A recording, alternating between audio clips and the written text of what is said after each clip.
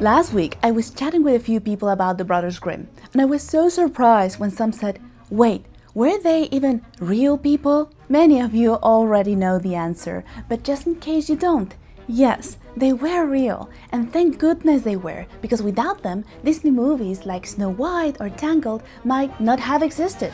But who exactly were the Brothers Grimm? Why are they linked to fairy tales? How were their lives? And I don't know, did they have girlfriends? Hola my dear friends, I'm Bimel2 and welcome to my channel Tales for Days. And after 2 weeks of reading, I think I'm prepared to answer these questions. So stick around, because we'll dive into what you might not know about the Brothers Grimm.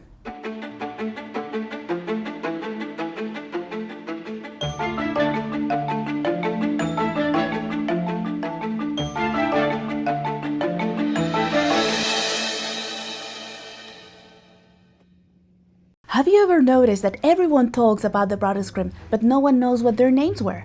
Well, they were called Jacob and Wilhelm Grimm, and they were born in 1785 and 1786 in Hanau, a town located in what is now the German state of Hessen.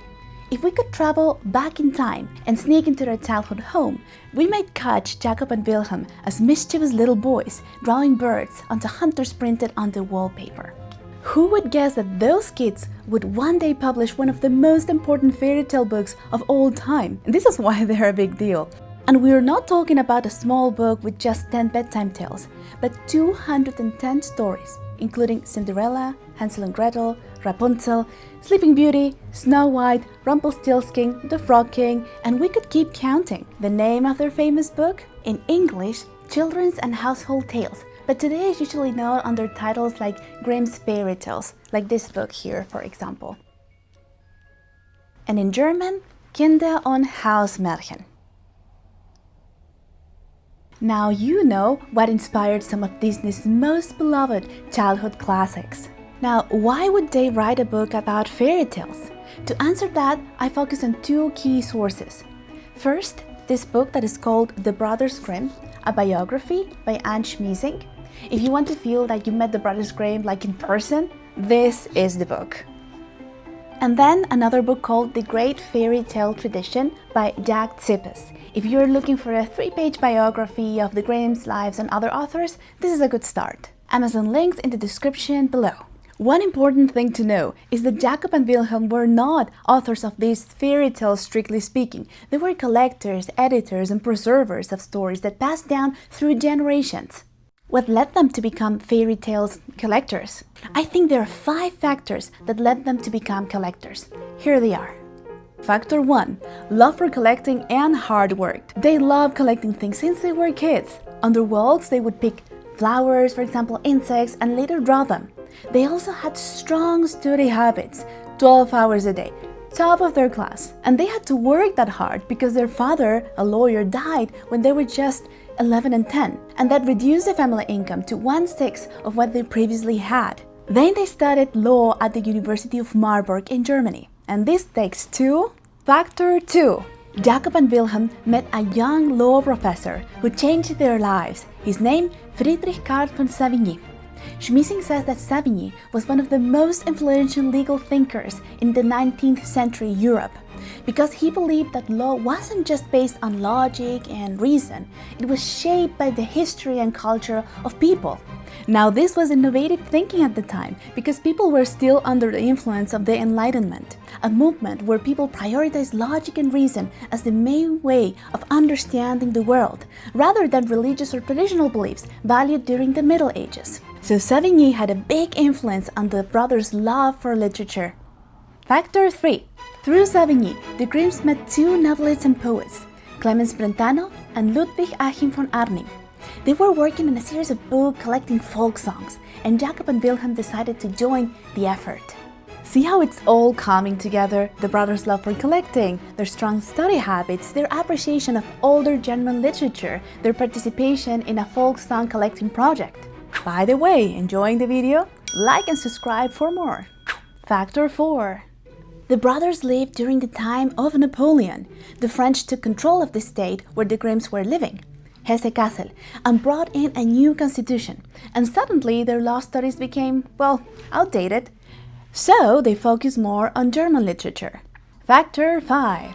Romanticism. This movement emerged in opposition to the Enlightenment and viewed the Middle Ages not as a dark era but as a historical period with value. People were getting more interested in older German literature again, so there was an audience that would value a fairy tale collection. Very important, right? And at the same time, the oral tradition of storytelling sadly was declining, so many stories were really in danger of disappearing. So the Grimms had an important mission to write down the stories before they vanished. So now we know their mission, but how did the Brothers Grimm collect their tales? Many think the Grimms traveled Europe extensively, interviewing peasants, but that's not quite true. According to both Professor Zippes and Schmiesing, the Grimms were much more strategic. They identified families and individuals, mostly middle and upper middle class people, aristocrats, scholars, that were well educated. And these people helped Jacob and Wilhelm by sharing stories they knew and doing research for them. They visited each other and shared valuable information over good wine and coffee and exchanged letters. Over time, they became friends, and a good number of their contributors were actually young women. And guess what? Wilhelm ended marrying one of them, Henriette Dorothea Wild. They had 4 children together, but the first one, named Jacob, like his brother, got sick and passed away at just 8 months old. Thankfully, the other children lived long lives. As for Jacob, well, he never married. He was more scholarly oriented. He helped out with Wilhelm's kids though. Another way they collected stories was through libraries. They requested access to old manuscripts, codices, they read them, copied them by hand, took notes, translated them, and with no computers and no AI to aid, can you imagine it? In fact, during one trip to Weimar in Germany, Wilhelm met maybe the most influential writer in the German language, Goethe, and Goethe helped Wilhelm to access some manuscripts he needed. So, when did the brothers' book about fairy tales get published? The first edition came out around 200 years ago, in December of 1812, just before Christmas, and it already included Snow White and Rapunzel among other tales. And with each edition, more stories were added. Oh, I think Mabel has a question here. At the time other fairy tale books existed, so what made the Grimm's book so special? Well, the Grimms tried to preserve fairy tales just as fairy tales. This was innovative because at the time fairy tales weren't considered refined enough for being published unless you rewrote them into something more sophisticated. But the Grimms thought differently, and look at the impact. More than 2 centuries later, we're still telling these stories. And by the way, the Grimms did so much more than that. They explored legends, epics, even politics and diplomacy. But that's a tale for another video. Now, if you wish to visit them, you can find their graves in Germany in the Old St. Magis Cemetery in Schöneberg, Berlin. Now you know, Jacob and Wilhelm Grimm were important figures, incredibly important figures. They did an extraordinary job by collecting and preserving stories, inspiring Disney movies, anime series, and beyond. Maybe you'll even consider reading some of the Grimm stories now. Just keep in mind that some of them are a little bit darker than we're used to, so check them first before reading them, for example, to little kids.